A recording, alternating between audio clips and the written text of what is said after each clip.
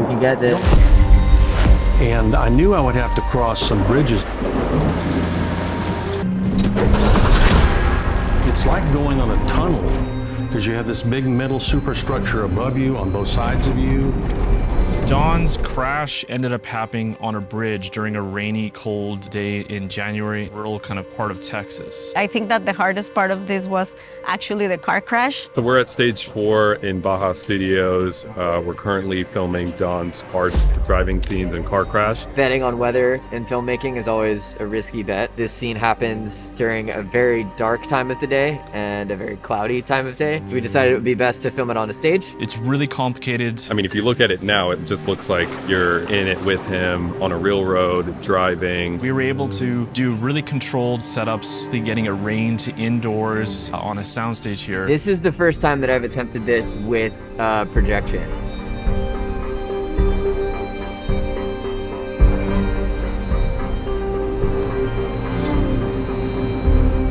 Yeah, this shot. Yeah, this is what we were kind of referencing, but here we're gonna run into the issue of seeing behind, right? So, like when we set up for behind and we're trying to get the light. Yeah. I think we could move this POV here. Yeah. We can get this. What we could do instead, though, like from the hood, we can. Yeah. That's like we can just transition that to being like with the headlights on, not worried about this so much, and we're just looking at like this being the background. Yeah. And like.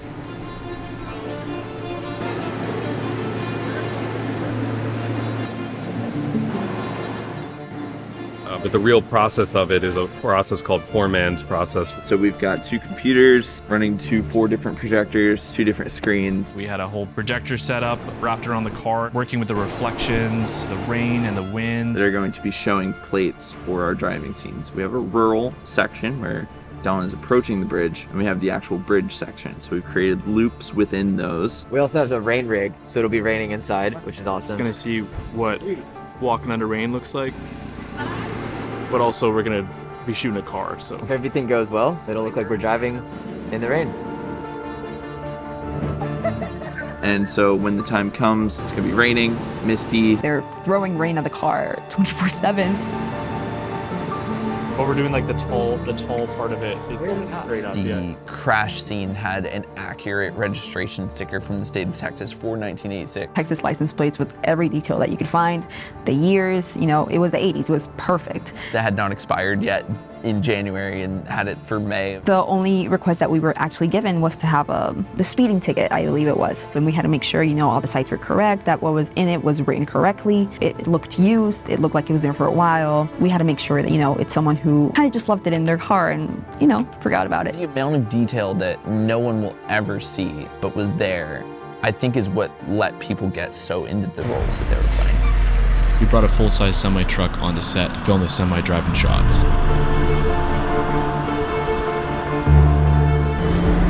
It was so nice to be able to have Tyler and Henry, our executive producers, on set helping through some of the shoots.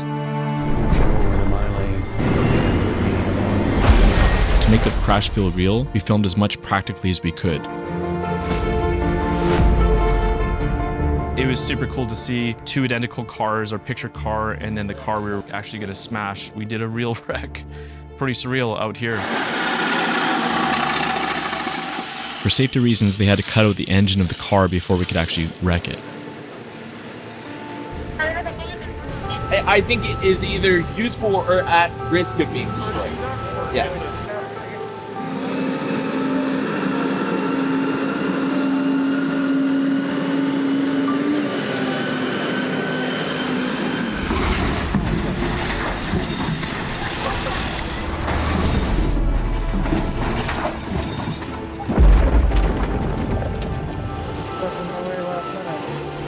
Yeah, so we've got blue here. I'm gonna put up the more track. We ended up smashing a real car and then bringing it onto the soundstage to film some of the plates.